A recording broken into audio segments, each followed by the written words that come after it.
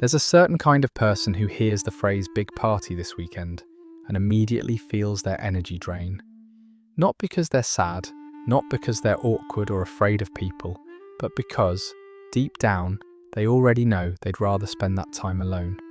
And for years, society has told them that something must be wrong with that. Turns out society was wrong. We live in a culture that treats solitude like a red flag. If you're alone too often, people assume you're lonely. If you enjoy it, they assume you're avoiding something. And if you actively choose it, they really don't know what to do with you.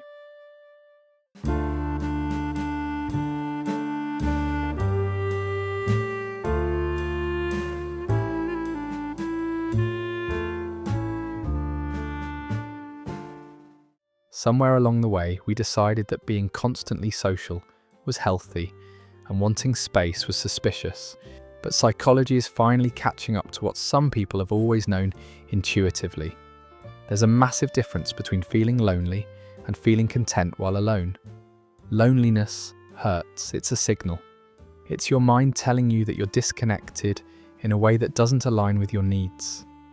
Solitude, on the other hand, can be nourishing. It can be grounding. For some people, it's where they think most clearly, feel most like themselves, and actually recover from the noise of the world. For decades, research blurred these two states together, assuming that anyone who spent a lot of time alone must be lacking something socially.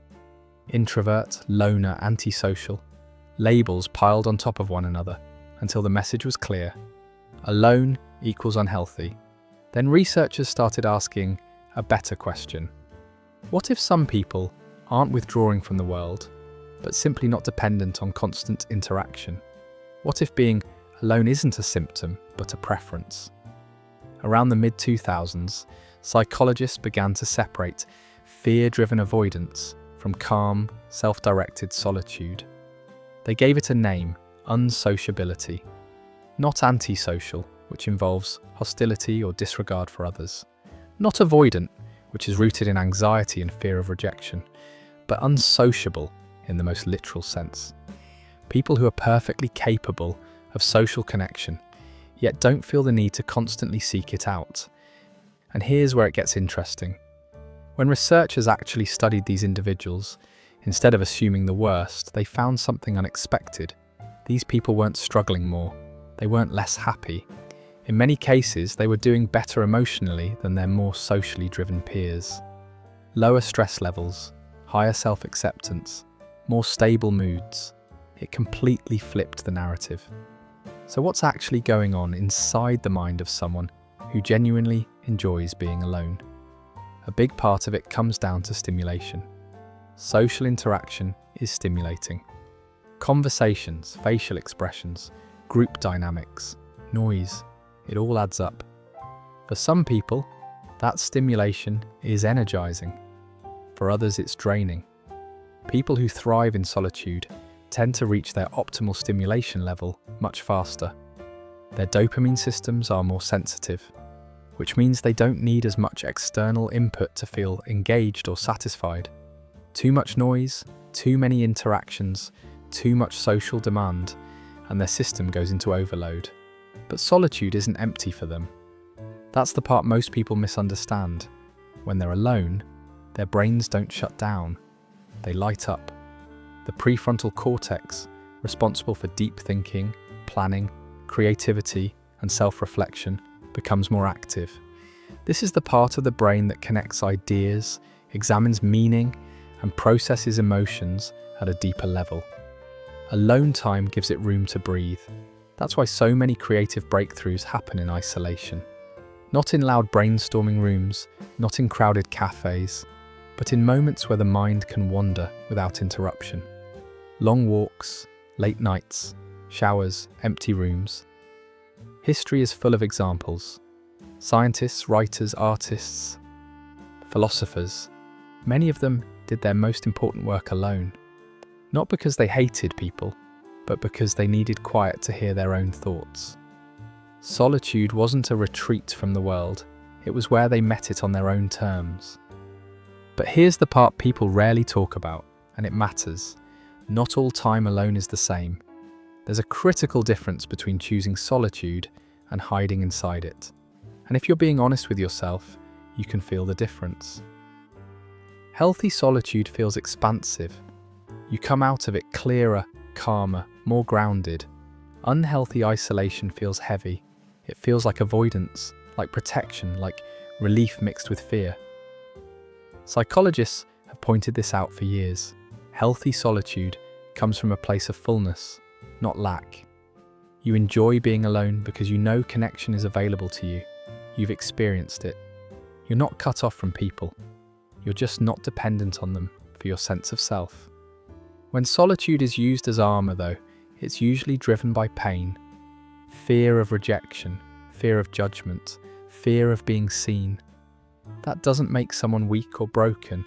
It just means there's something unresolved, asking for attention. The real question isn't, do you like being alone? The real question is, what does being alone give you? If it gives you clarity, creativity, emotional balance, and a sense of returning to yourself, that's healthy. If it gives you safety from imagined threats, numbness, or avoidance of vulnerability, that's something worth gently exploring. People who genuinely thrive alone tend to understand something most of us are still learning. Being alone is not the same as being incomplete.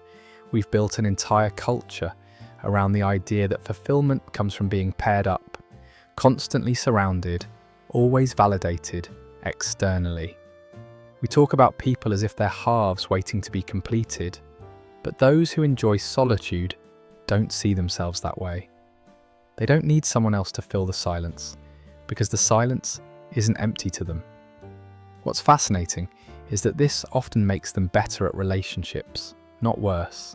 Studies have shown that people who are comfortable alone often form healthier connections. They're less clingy, less desperate for validation, more selective about who they let close.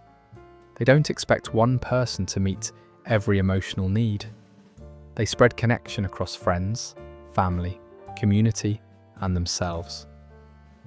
Their relationships are chosen, not clutched. There's a quiet confidence that comes from knowing you can sit with yourself and be okay. When you've spent time alone processing your thoughts and emotions, you show up differently with others. You listen better. You react less defensively. You're not looking for someone to rescue you from your own discomfort. You're sharing, not seeking completion. Some cultures understand this better than others. In parts of the world, solo time isn't treated as strange or sad. It's normal, even respected. There are spaces designed for one person, experiences built around the idea that doing things alone can be intentional and fulfilling. Meanwhile, in many Western societies, being alone in public still raises eyebrows. Eating alone? Watching a movie alone? Traveling alone? People assume there must be a reason, as if solitude always needs explaining. But maybe the explanation is simple. Some people just function better that way. Their nervous systems calm down, their minds sharpen, their sense of self strengthens. In an age where everyone is constantly reachable, constantly reacting, constantly performing, the ability to be alone without discomfort is almost radical. If you're someone who genuinely enjoys solitude, this is your reminder. You don't need to justify it. You're not antisocial. You're not failing at life. Your brain is wired to restore itself differently, and that matters. The world needs people who can slow down, think deeply, and exist without constant stimulation. People who can sit with uncertainty. People who know themselves well enough not to drown out their own thoughts. At the same time, it's worth checking in with yourself honestly. Can you connect when you choose to? Do you have people you trust? Are you choosing solitude freely or leaning on it because connection feels threatening? There's no judgment in that question, just clarity. The healthiest relationship with being alone is one where it's an option, not a hiding place. So the next time someone questions your choice to stay home, to cancel plans, to spend a quiet evening by yourself, remember this: solitude is not a failure of social life. For many people, it's a sign of emotional maturity. It means you're comfortable in your own presence.